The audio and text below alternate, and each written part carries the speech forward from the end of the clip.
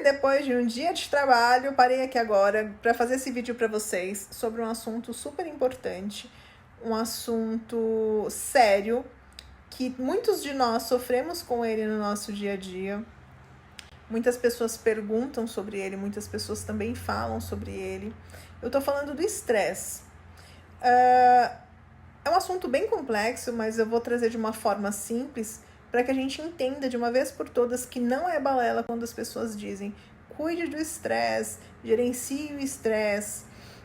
Para falar do estresse, não tem como não falar de cortisol. E para falar de cortisol, não tem como falar ao menos o básico e o mínimo sobre hormônios. Uma coisa está totalmente ligada à outra. Os hormônios, eles também estão ligados uns aos outros, né? O fato é que todas as células do nosso corpo, elas sofrem com estímulos hormonais. E aí o que acontece? À medida que a gente vai envelhecendo, é natural ocorrer um declínio hormonal. Isso daí acontece por volta dos 40 anos, para umas pessoas mais, para outras menos. E vamos dizer que o ápice hormonal acontece em torno de 25, 27 anos também com essas variações. Porém, hoje em dia é comum a gente ver jovens de 20 anos que já estão sofrendo com declínio hormonal. Isso pode acontecer por diversas razões, mas duas delas que são sérias e importantes. A primeira delas, a alimentação. Segunda delas, o estilo de vida e como a forma com que elas gerenciam o estresse. As pessoas não sabem lidar com isso. Por isso que eu trago aqui a informação, porque eu acho que o conhecimento, ele nos traz, ele nos desperta para que a gente entenda um pouco melhor e com isso de uma forma diferente. A gente precisa entender que para o nosso corpo a prioridade é sobreviver. Isso vai estar sempre em primeiro ponto, em primeiro lugar. Por isso que os hormônios que gerenciam o estresse, eles são tão importantes, porque eles estão relacionados ao instinto de sobrevivência. E o cortisol é um deles, né? A gente então não pode ver o cortisol só como uma coisa ruim para o nosso corpo, não, ele não é. Ele também é bom e importante. A gente precisa saber lidar com isso. Eu já até falei aqui em outro vídeo, na verdade eu falo sobre isso algumas vezes, né? Quem me acompanha faz tempo já deve ter visto. Que quando a gente está estressado, o que acontece? O nosso corpo, ele se prepara para fugir ou para lutar. Então é esse o gatilho que ele tem. Só que a nossa glândula adrenal, ela não aciona somente quando a gente vive algo ou presencia algo, né? Ela é acionada também através das nossas percepções, dos nossos pensamentos. Ou seja, é muito fácil, né, a gente passar por isso. Por exemplo, eu estou no trânsito, obviamente há um estresse porque eu estou ali preocupada, né, na direção, preocupada com moto, preocupada com assalto, nananana. Porém, se eu pensar que pode acontecer qualquer coisa, já é o suficiente para que haja liberação de hormônios de estresse no meu organismo. Então a gente precisa, primeiro ponto, cuidar aí do que pensa e das percepções que a gente tem nos acontecimentos do nosso dia a dia. Só que como isso acontece para algumas pessoas com muita frequência, porque elas pensam em coisas ruins e têm percepções ruins e negativas a todo momento, o nosso corpo ele chega à exaustão, né? Isso daí há muita liberação, picos de cortisol o tempo inteiro, e aí a gente entra então à exaustão, chega à exaustão e em um estresse alto e contínuo. Para a gente entender, o estresse ele é um estado de desarmonia da homeostase. E aí ele desencadeia uma cascata de respostas, tanto fisiológicas quanto comportamentais, mas que são necessárias para que o nosso corpo volte ao estado normal, né? Ao estado de equilíbrio, aquele estado de paz, tranquilidade, antes de ter acontecido a liberação aí, o pico de cortisol. Mas aí a gente fica sempre ligado ao estresse.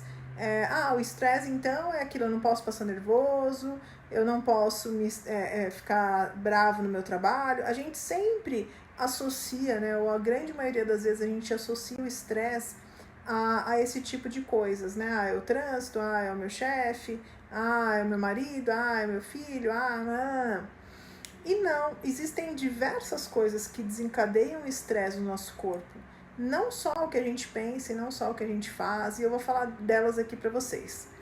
Então vamos lá para a relação de coisas que estressam o nosso organismo de uma forma geral. Primeira delas, falando aí da desnutrição funcional. O que é isso? É a desnutrição proveniente da má alimentação. Então, o que acontece? Normalmente as pessoas acima do peso, elas estão inflamadas, elas têm o intestino inflamado e elas não conseguem fazer a absorção de todos os nutrientes que são necessários. Então, neste caso, acontece aí uma desnutrição. A pessoa come, mas ela não consegue reter os nutrientes suficientes por conta de uma inflamação no organismo. E por conta não é só a pessoa que está acima do peso, na verdade, né? As pessoas que comem alimentos que inflamam o intestino, inflamam o organismo, normalmente passam por isso e têm algum déficit de nutrientes. A deficiência de nutrientes, ela estressa o nosso organismo, assim como o excesso de estimulantes. Então, a pessoa que ingere muito café, a pessoa que toma muito termogênico também por conta própria, também está aí estressando o organismo de uma maneira geral. As toxinas, né, de uma forma geral, excessos de medicamentos. Então, existe até um estudo que diz que quando nós ingerimos aí, ou fazemos algum tratamento com antibióticos sem preparar o intestino, a flora intestinal, então ela sofre ali por até 2 anos com isso, também deixa de absorver os nutrientes necessários por conta disso. O excesso de trabalho, Amanda, mas eu gosto do que eu faço, eu também gosto do que eu faço, mas quando a gente trabalha demais, quando a gente trabalha muito, a nossa mente pode não perceber, mas o corpo percebe, e isso estressa o organismo, principalmente se isso acontece por muito tempo, né? É aquele estresse a longo prazo. Problemas com o sono também estressa o organismo, excesso de açúcar. O corpo não precisa de excesso de açúcar, então acha que vai morrer, né? Então também libera aí hormônios do estresse. Atividade física inadequada, em excesso, sem preparo, também estressa. Amanda, mas eu treino uma hora por dia durante 7 dias. Gente, isso não é excesso de atividade física, pelo amor de Deus, né? A gente, se parar para pensar, o nosso corpo foi projetado para se exercitar durante o dia todo e hoje a gente precisa agendar um horário para fazer atividade física, né? Então a gente precisa tirar do nosso dia 1 hora para fazer isso. E se falta qualquer tempo na nossa agenda, a gente tira ou da atividade física ou do sono. Isso é um fato, né? Então, não, eu tô falando de atividade física em excesso mesmo. Muita atividade física, pessoas que correm maratonas sem preparo.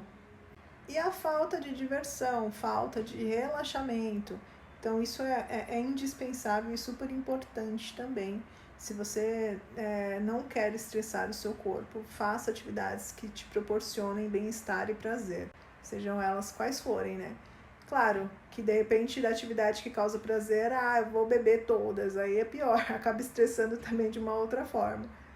A curva natural do cortisol é a seguinte: a gente tem o pico de cortisol ao acordar de manhã, e aí essa curva ela vai declinando, ela vai diminuindo no decorrer do dia.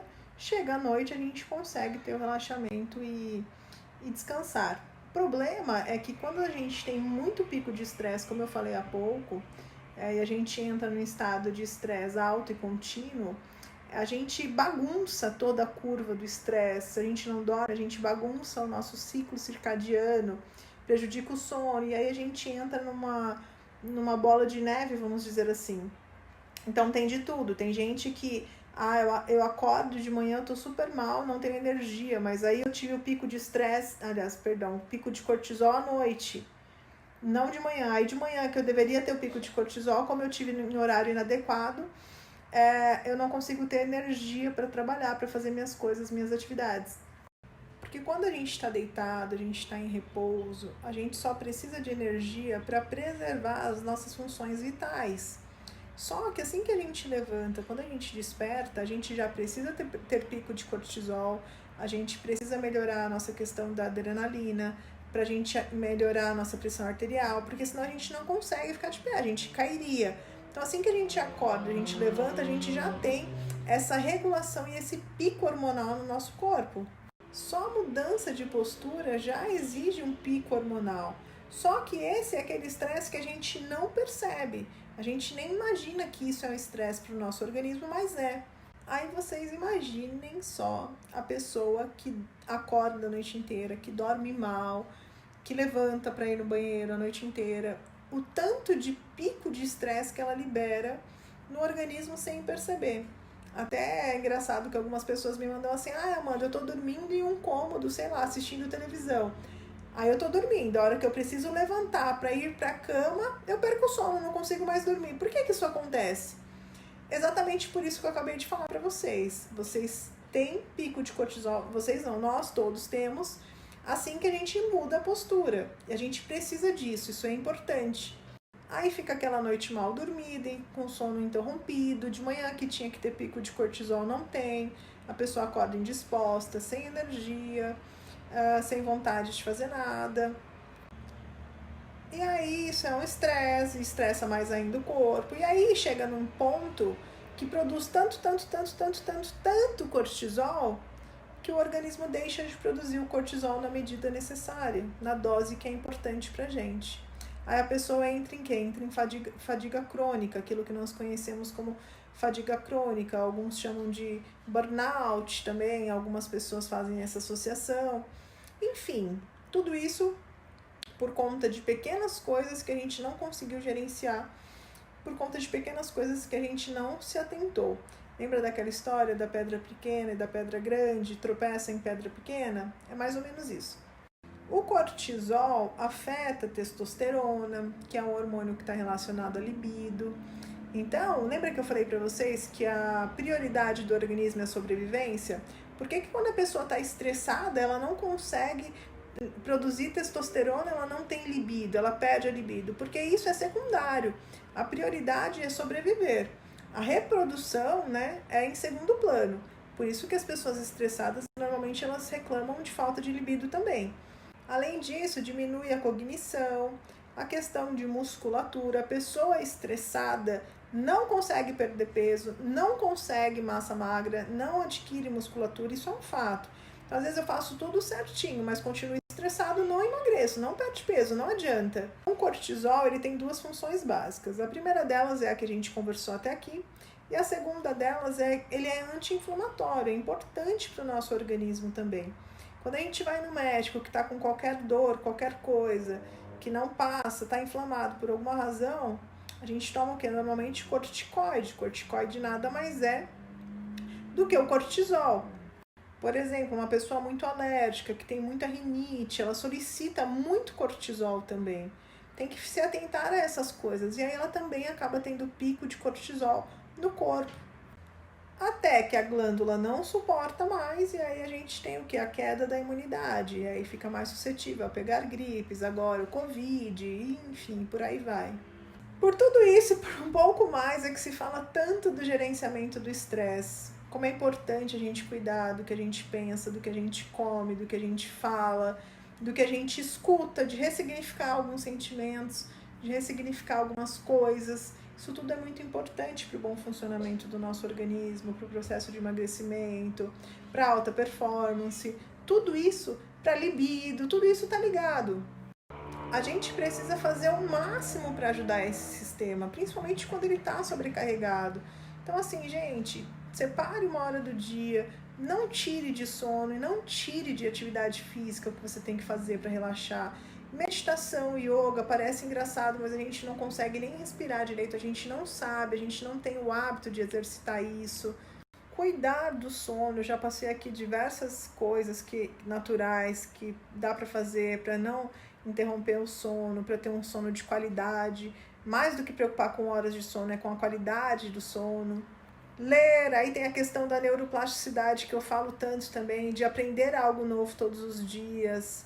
O autoconhecimento também ajuda muito por isso. Então passe em psicólogo, passe em coach, procure bons profissionais para te auxiliarem. Isso faz se alimentar corretamente. Então tudo isso é o que você pode fazer, o que nós podemos fazer a nossa parte para ajudar esse sistema. O vídeo ficou longo, acho nem sei se vai dar para postar. Mas é isso, gente. Se vocês precisarem de alguma coisa, tiverem qualquer dúvida, manda mensagem, manda inbox. Muito obrigada e um beijo.